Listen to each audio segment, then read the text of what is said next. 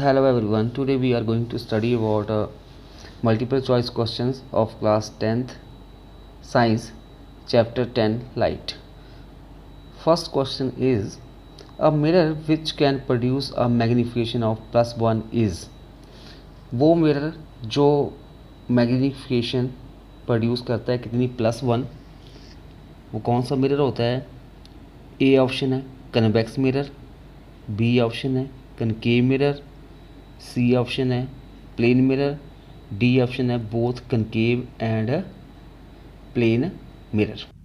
यहाँ पे हमने एक प्लेन मिरर ले लिया और उस प्लेन मिरर के इन फ्रंट हमने एक ऑब्जेक्ट को रखा और जिसकी हाइट मान लेते हैं 5 सेंटीमीटर है। तो जैसा कि हम जानते हैं जो इमेज फॉर्म होगी इसके द्वारा किस तरह की होगी, वर्चुअल एंड डायरेक्ट, और किस तरह की होती है, सेम साइज़ की होती है और बिहाइंड द मिरर बनती है। तो जो साइज़ होगा इमेज का वो भी क्या होगा, सेम होगा और इक्वल डिस्टेंस के ऊपर बनेगी फ्रॉम द मिरर। मतलब ऑब्जेक्ट की मिरर से डिस्टेंस अगर 20 सेंटीमीटर है तो यहाँ से इमेज की मिरर से डिस्टेंस जो होगी ये भी 20 सेंटीमीटर होगी।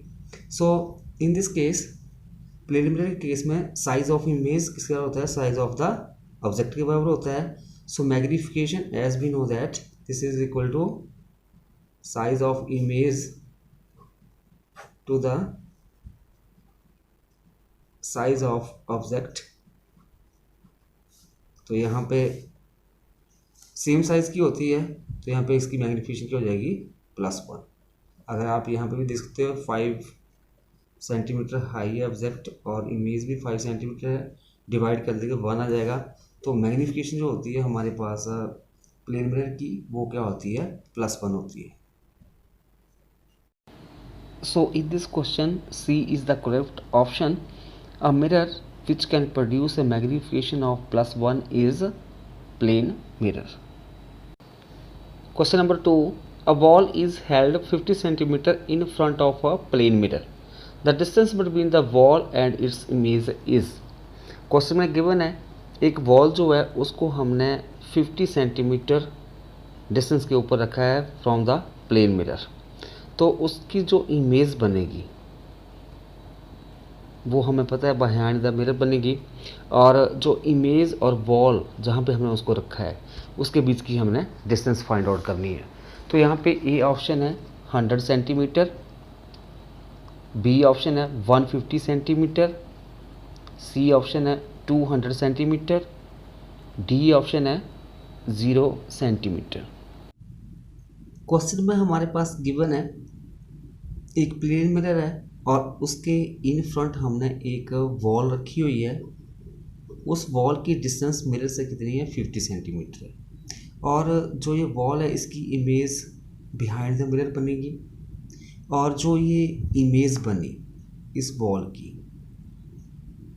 इमेज से वॉल की डिस्टेंस हमने फाइंड आउट करनी है। जैसा कि हम जानते हैं कि जो इमेज फॉर्म होती है in case of plane mirror के, उसकी जो डिस्टेंस होती है फ्रॉम द मिरर इक्वल होती है किसके, distance of the wall from the mirror, मतलब distance of the object from the mirror.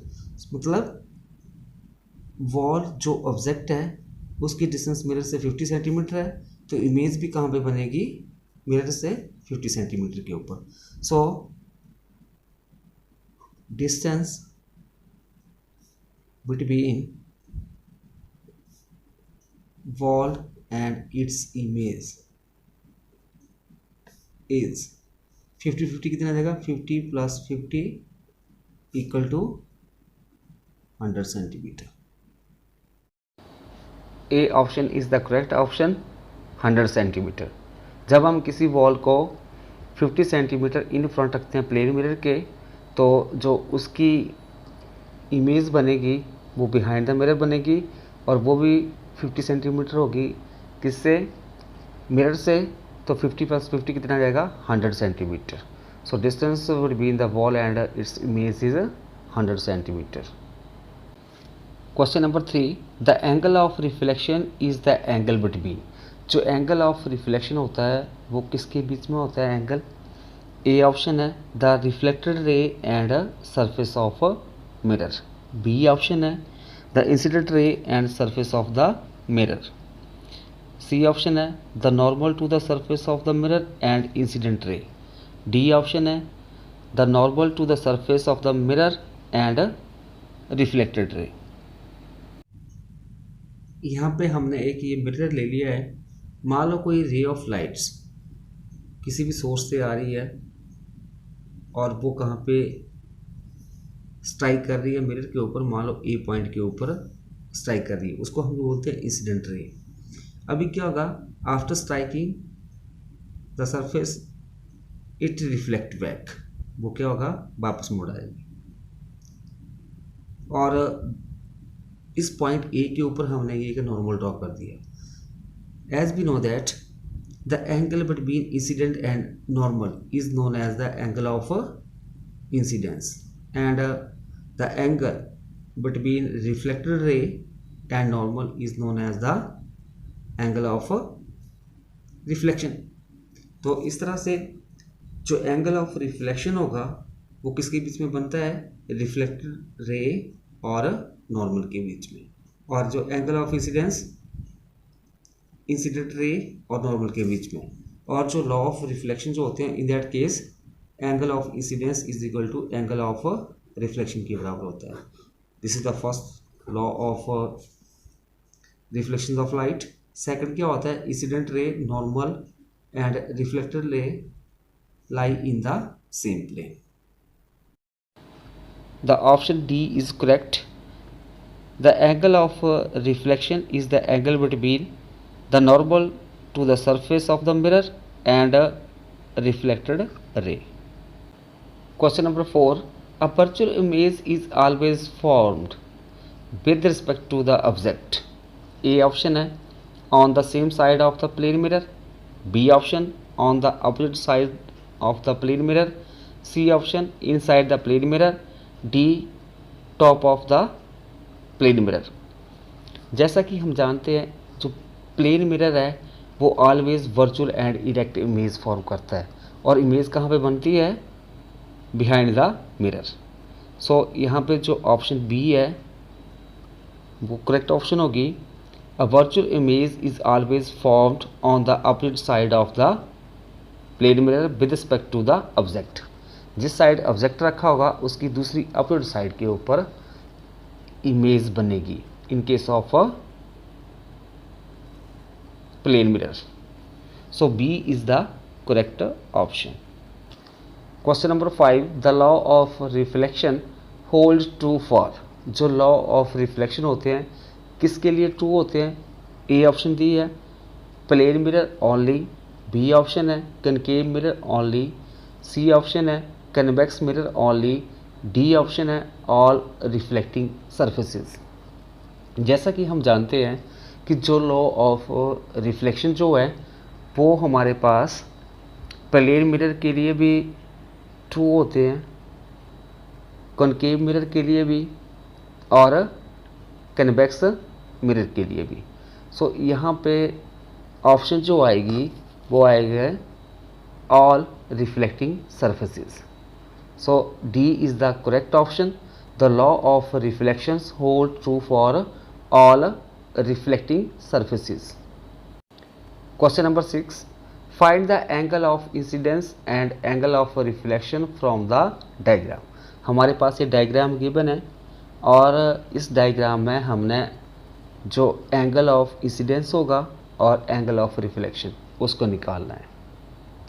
यहाँ पे ऑप्शन दी गई है, ए ऑप्शन में दिया गया है 35 डिग्री एंड 35 डिग्री, बी में 55 डिग्री 55 डिग्री, सी में 60 डिग्री और दूसरा जो एंगल दिया है वो भी 60 डिग्री है, और डी में 30 degree 30 degree.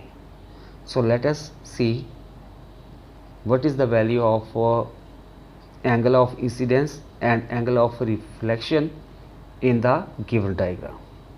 In diagram this angle is 35 degree and this is the normal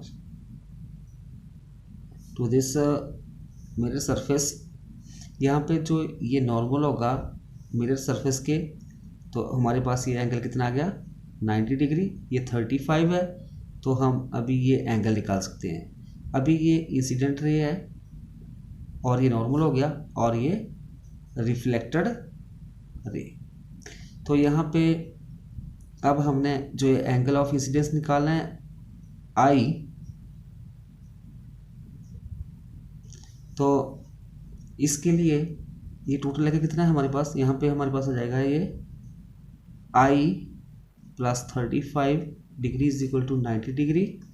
this implies angle I is equal to 90 minus 35, this is equal to 5 and here 5, 55 degree आ जाएगा। ये हमारे पास एंगल ऑफ इंसिडेंस निकल गया। As we know that in case of reflection, according to law of reflection, angle of incidence is equal to angle of reflection.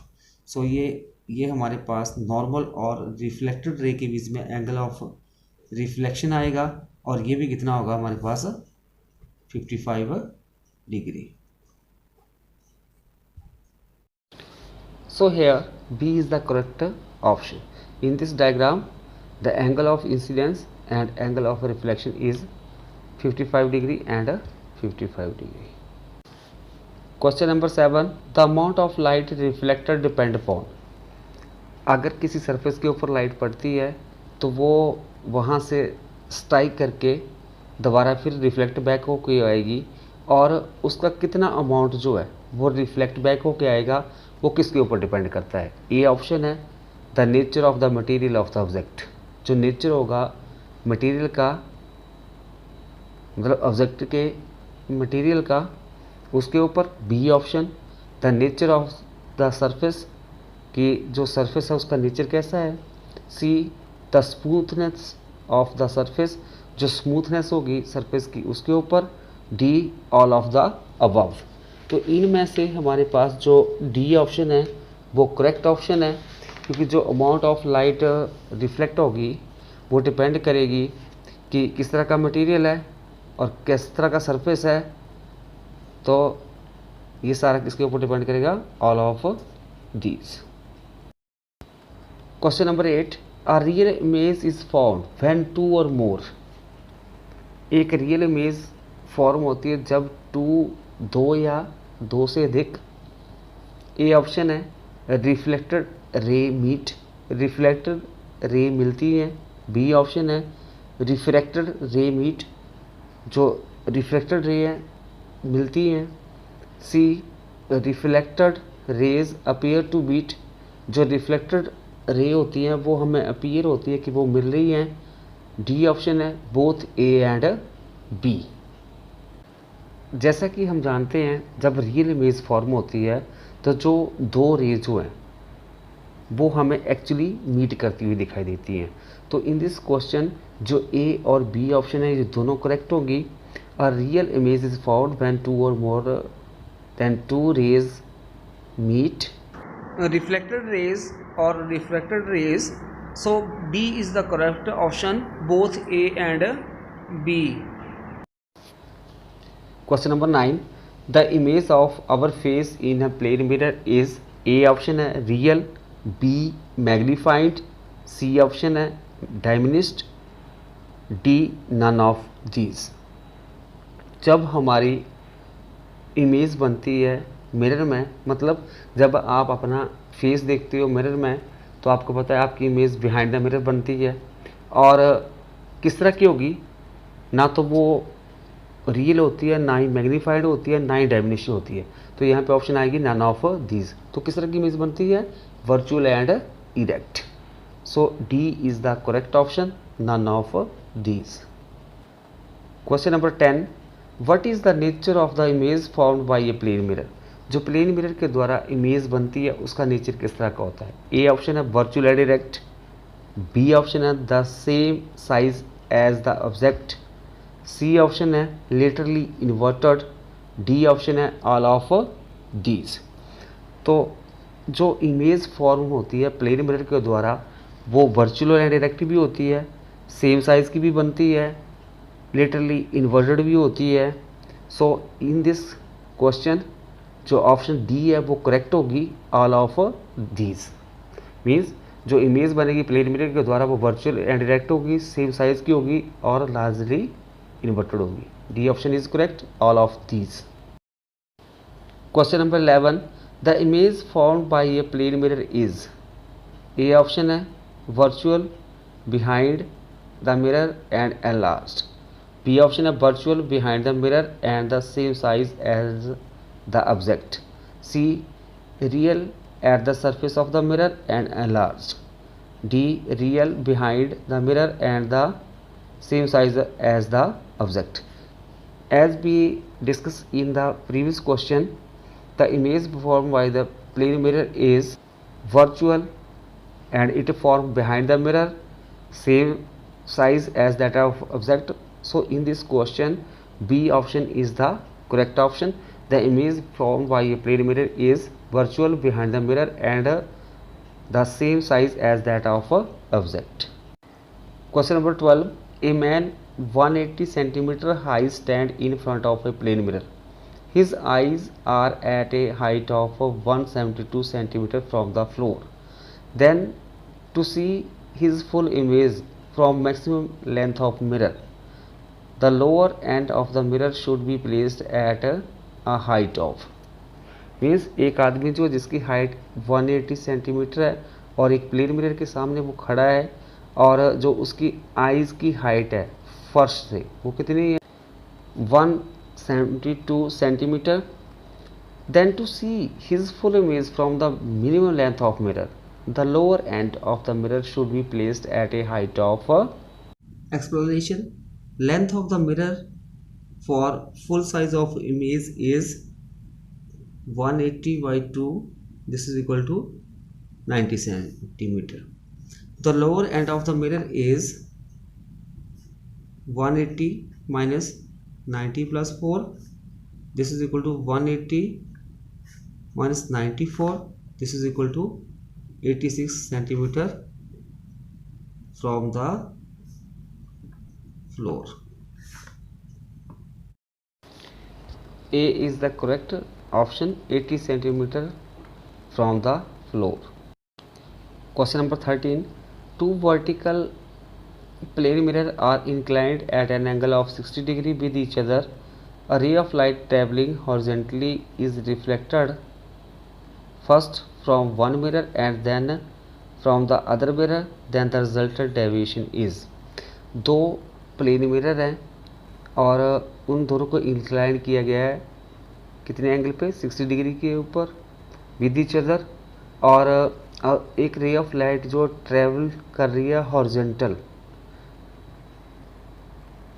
With the first mirror, मतलब जो एक mirror जो है उसके हॉरिजॉन्टल जा रही है और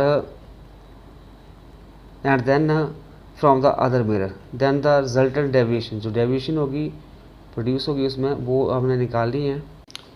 यहाँ पे हमने दो मिरर ले लिए M1 और M2 और इन दोनों के बीच में एंगल 60 डिग्री है. अभी जो ये एक रे ऑफ लाइट जो है ये पैरेलल जा रही है M2 मिरर के, ठीक है, और यहाँ से रिफ्लेक्ट हो गए इन दिस डायरेक्शन जाएगी, फिर यहाँ से जो मिरर M2 है उसके साथ स्ट्राइक करके फिर वापस चली जाएगी, मतलब रिफ्लेक्ट हो जाएगी. तो यहाँ पे ये हमारे पास 60 और ये बीटा एंगल मान लिया, तो angle of deviation is 120 plus 120 240 degree हो जाएगा. B is the correct option, 240 degree. Question number 14, the radius of curvature of a concave mirror is 12 centimetre, then the focal length will be. जो radius of curvature है concave mirror का वो 12 centimetre है, तो उसकी क्या फोकल लेंथ होगी. A option हमारे पास गिवन है 12 centimetre, B 6 centimetre, C -24 centimetre, D option is है -6 centimetre. So let us see how we can find the focal length of a concave mirror if radius of curvature is given. So let us see, radius of curvature given है 12 centimetre और जो focal length है हमने निकाली किसकी, concave mirror की. तो concave mirror हम जानते हैं उसका जो इनर कर्व सरफेस एरिया होता है वो हमारे पास रिफ्लेक्टिंग सरफेस होता है और आउटर कर्व जो होता है पॉलिश सरफेस होता है। और ये प्रिंसिपल एक्सिस होगी, इसका फोकस भी इस साइड होगा लेफ्ट हैंड साइड और सेंटर भी इस तरफ, मतलब सेंटर से पोल की डिस्टेंस क्या हो जाएगी, this is radius of curvature. तो यहाँ पे साइन कन्वेंशन क्या आ जाएगा, -12 सेंटीमीटर आ जाएगा रेडियस ऑफ कर्वेचर। और वी नो दैट जो रेडियस ऑफ कर्वेचर होता है it is twice of focal length. Rearrange कर देंगे तो f is equal to r/2 आ जाएगा। तो r कितना है हमारे पास 12/2, this is equal to -6 centimetre. तो फोकल लेंथ आ जाएगी कनकेव मिरर की -6 सेंटीमीटर जब उसका रेडियस ऑफ कर्वेचर कितना दिया हो, -12 centimetre. So D is the correct option. The radius of curvature of concave mirror is 12 centimeter, then the focal length will be -6 centimeter. Question number 15. An object is placed at a distance of 10 centimeter in front of a plane mirror, then the distance of the image from the mirror will be. हमारे पास given है एक plane mirror है और उसके सामने हमने एक object रखा है जिसकी डिस्टेंस जो है मिरर से कितनी है, 10 सेंटीमीटर है। तो इमेज की डिस्टेंस क्या होगी मिरर से, जैसा कि हम जानते हैं in case of plane mirror जो ऑब्जेक्ट की डिस्टेंस मिरर से होगी वो किसके बराबर होती है, इमेज की डिस्टेंस मिरर से। सो यहाँ पे ऑब्जेक्ट की डिस्टेंस है मिरर से 10 सेंटीमीटर, तो इमेज की डिस्टेंस भी मिरर से कितनी हो जाएगी, 10 centimetre. So in this question जो बी ऑप्शन होगी वो करेक्ट ऑप्शन होगी। When we can place a object at a distance of 10 centimeter in front of a plane mirror, then the distance of the image from the mirror will be 10 centimeter. So B is the correct option.